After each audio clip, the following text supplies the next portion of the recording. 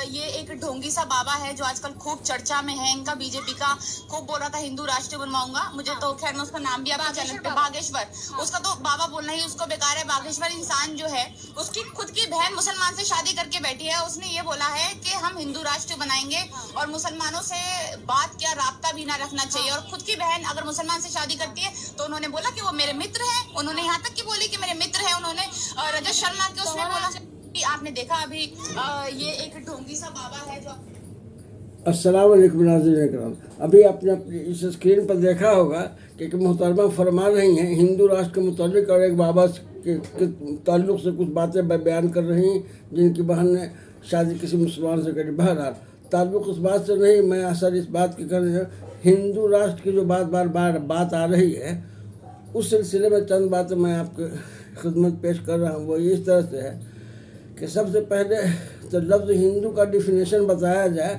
उनको कहीं बताया जाए जो हिंदू राष्ट्र की बात करते हैं हिंदू होता है कैसा है, हिंदू लफ्ज़ का डिफिनेशन क्या है, ये शब्द कहाँ से आया है, हिंदी का है कि उर्दू का है कि फ़ारसी का है कि अरबिक का है, या कहाँ से मिल गया है, जो डिक्शनरी में या शब्दकोश में या लुग़त में किस तरह से मौजूद है, किस तरह से माहिरीन लसानियात ने इस लफ्ज़ का मानी तय किया। बहरहाल ये हो जाए। दूसरी बात आती है कि इस्लाम आने से पहले उसके कानून आए, उसके उसूल आए।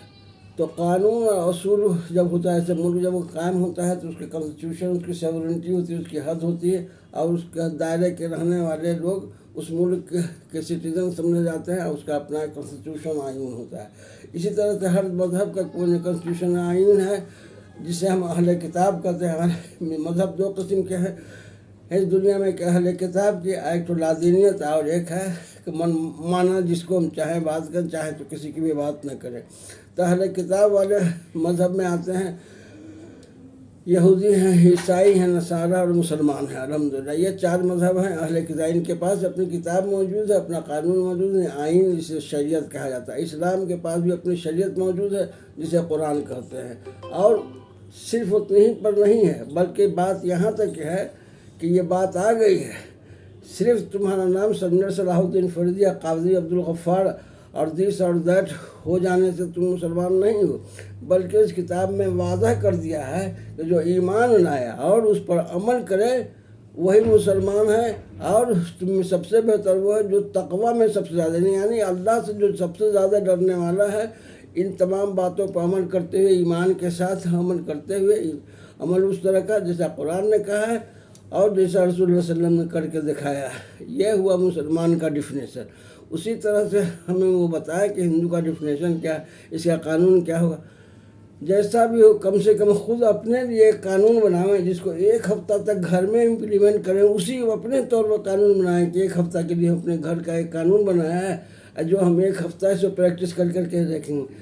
तमाम परिवार वाले उस बनाए हुए कानून कम से कम एक हफ़्ता में प्रैक्टिस करके देख लें, तब इस्लाम के मुकाबले में होगा।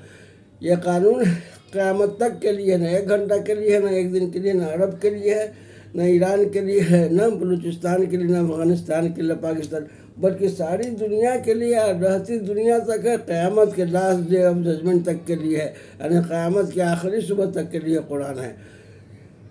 इसके मुकाबले में कम से कम एक हफ़्ता का ही कोई कानून बना के अपने ही घर में चले, दूसरी जगह प्रैक्टिस करने का तो छोड़ दीजिए।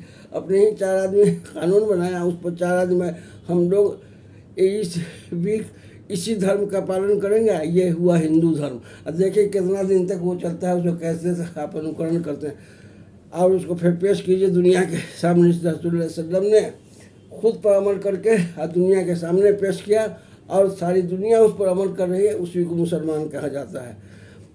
किस महीने क्या करना है, किस वक्त क्या पढ़ना है, अजान होनी है तो जाना है, इस तरह का सारे बाल बच्चे किस तरह से परवरिश पाएंगे, कैसे शादी ब्याह होगी, तमाम कानून मौजूद हैं। यहाँ तक कि मरने के बाद वालिदैन के हिस्से में विरासत का हिस्सा तय है। यहाँ तो विरासत का हिस्सा तय होता है। अभी मालूम था कि बेटी को बराबर मिला, अभी मालूम हुआ बेटी से आधा मिलेगा, अभी मालूम हुआ कि बेटी को नहीं मिलेगा। अभी है कि वालिदैन बेटा के साथ रहेंगे, वालिदैन कभी हो कि फ़र्ज है वालिदैन की खिदमत करना, उनकी आयात करना, उनके की जिम्मेदारी है, नाना नफ़ा उठाना बच्चों पर फ़र्ज। कोई चीज़ तय होनी चाहिए बाकायदा सारे मुल्क में, सारे आदमी पर एक तरह से लागू होने का। تو چھوڑیے، 4 آدمی مل کر کے طے کیجیے کہ ہم 1 ہفتہ تک یہ ہندو دھرم ہوا، اس ہندو دھرم پر 1 ہفتہ ہم آپس میں پریکٹس کریں گے. اب دیکھیے کتنا پریکٹیکیبل ہے، اس کو دیکھیے کہ 4 آدمی جو بنا رہے ہیں وہ کم سے کم اس کی پریکٹس کر رہے ہیں یا نہیں، اور 4 دن بھی چل رہا ہے وہ مذہب کے نہیں، تاکہ اگر 4 دن اگر چل گیا وہ مذہب تو ہو سکتا ہے کہ ہم کو بھی اللہ ہدایت دے کہ اس طرح ایک اچھا مذہب آ گیا ہے. اس میں چونکہ اللہ تعالیٰ نے کہا ہے کہ کنتم خیر امۃ، تم تمام امت میں سب سے بہتر امت ہو جو برائی سے روکتے اور بھلائی کا حکم دیتے ہو، اور اسی پر تمہیں قائم رہنا ہے. ایسے کوئی قانون بنا کر کے اپنے آپ کو سب سریشٹھ کہنے سے اچھا ہے کہ سریشٹھ بن کر کے دکھائے کہ ایسا سریشٹھ ہو جیسا رسول اللہ صلی اللہ علیہ وسلم نے کر کے دکھایا، بن کے دکھایا، اور نبی علیہ السلام نے کر کے دکھایا، اور خلفائے راشدین اور صحابہ اکرام نے اس پر چل کے دکھایا. ایک دن کے لیے نہیں بلکہ قیامت تک لوگ جو مسلمان کہیں گے، جو مسلمان ہونے کا دعویٰ کریں گے، ان کو قرآن پر اور شریعت پر عمل کرنا لازمی ہے. یہی ہے اسلام. اپنے اور بتائیے کہ ہندو دھرم کے بارے میں 2 لائن ہی بتا دیجئے کہ اس کو ہندو دھرم کہتے ہیں، 4 دن چل کے اس پر چلا دکھا دیجئے کہ یہ ہندو دھرم ہے.